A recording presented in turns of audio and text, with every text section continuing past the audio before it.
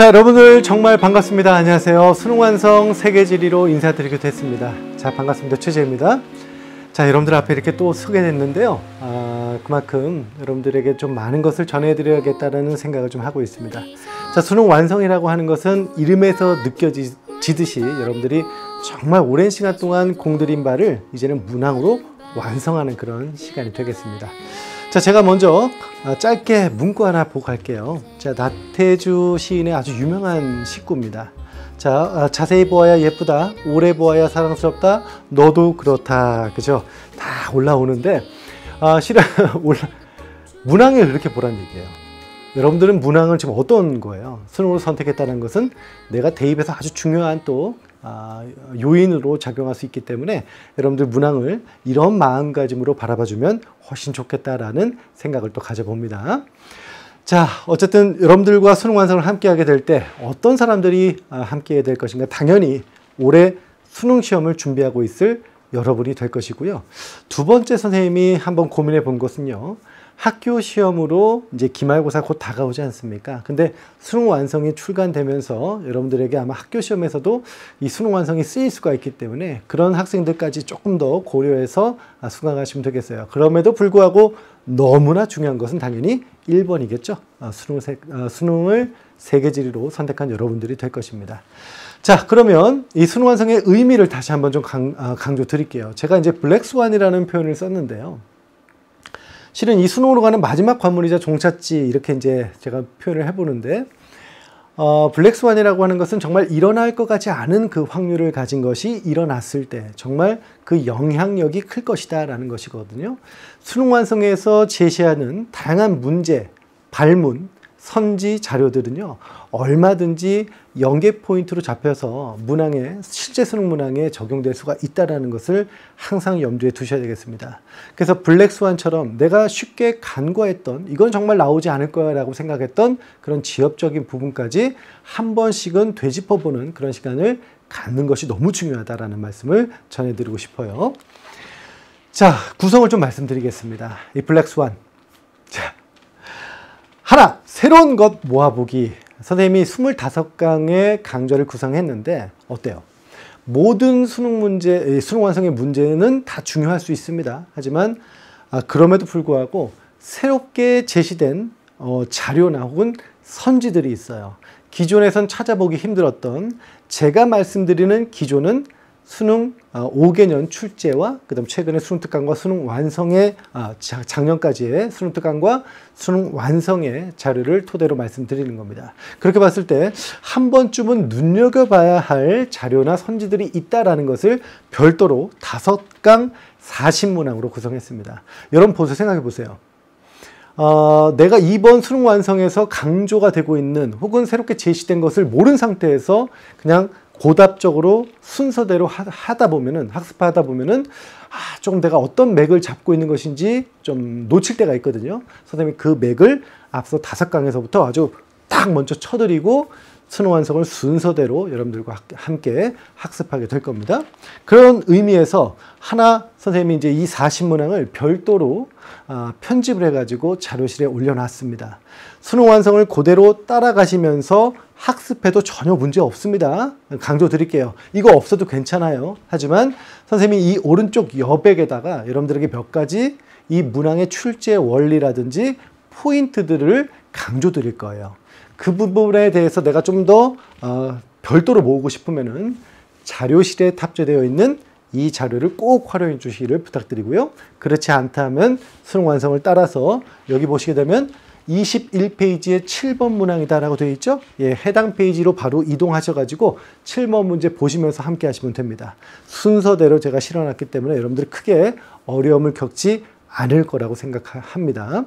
자, 또 한 가지 문항 보십시오. 문항 보시게 되면 기존에 보기 힘들었던 자료 구성 혹은 그래픽 구성이 있습니다. 그런 것들, 특히나 발문까지 봤을 때, 선지까지 봤을 때 너무 도드라지거나 의미가 좀 있다라고 생각하는 것들을 40선에서 구성했다고 제가 말씀을 드려볼게요.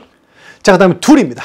익숙한 것 다시 보기. 자, 12강 93문항으로 구성했습니다. 여러분들 수능 완성 보시게 되면 자, 기본 문제, 실전 문제 이렇게 제시가 되거든요. 근데 대부분은 기본 문제가 없고 실전 문제만 제시되어 있습니다. 여하튼 중요한 건 이 문항들을 제가 선별해 가지고 정말 중요한 문항들을 별도로 선제해 가지고 풀이를 해 드릴 겁니다.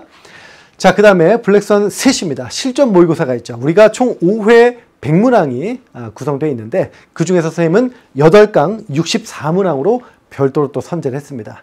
자, 선생님이 이렇게 선제한 거 다시 한번 이제 흐름을 살펴보시게 되면 하나, 새로운 것 모아보기 5강, 둘, 익숙한 것 다시 보기 12강, 셋, 실전 모의고사 핵심 문항 점검하기입니다.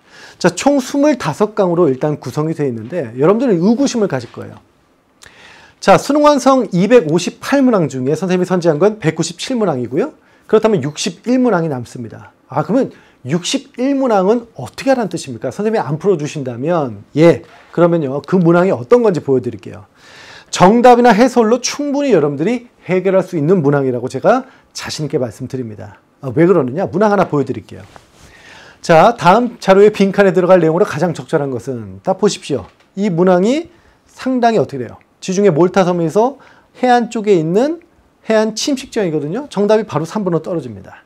그래서 해안 침식지형 관련된 문항, 이렇게 간결하게 마치 수능 특강의 기본 문제와 같은 문항들이 있어요. 이거는 여러분들이 해설지를 보고 얼마든지 혼자 학습할 수가 있고요.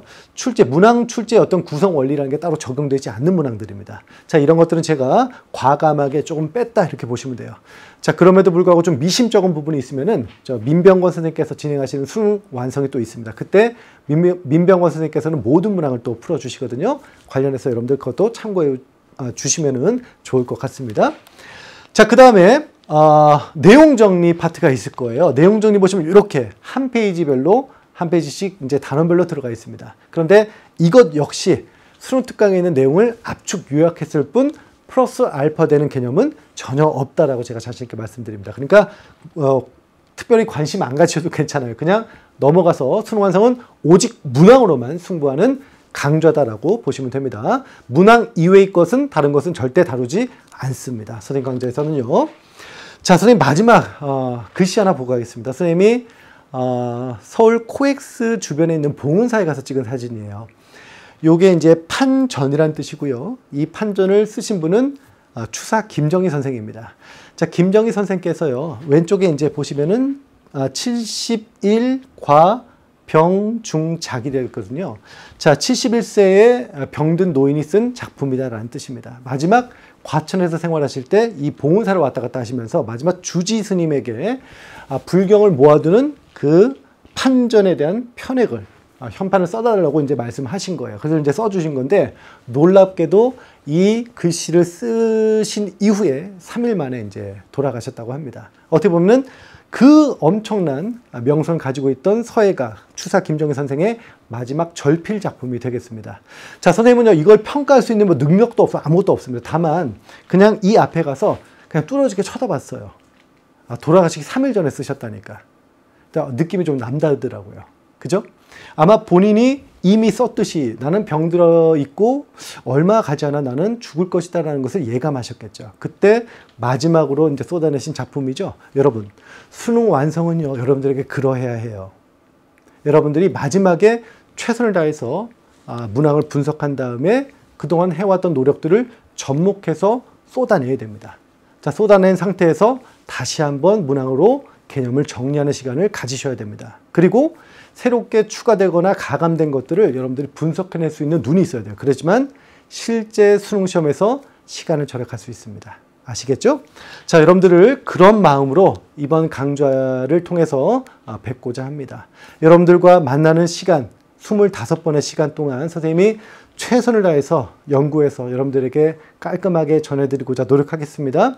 여러분들, 자, OT 이걸로 마무리하고요. 우리 추사 김정희 선생의 마지막 작품을 기억하시면서 첫 번째 강좌에서 만났으면 좋겠습니다. 여러분들 수고 많으셨습니다.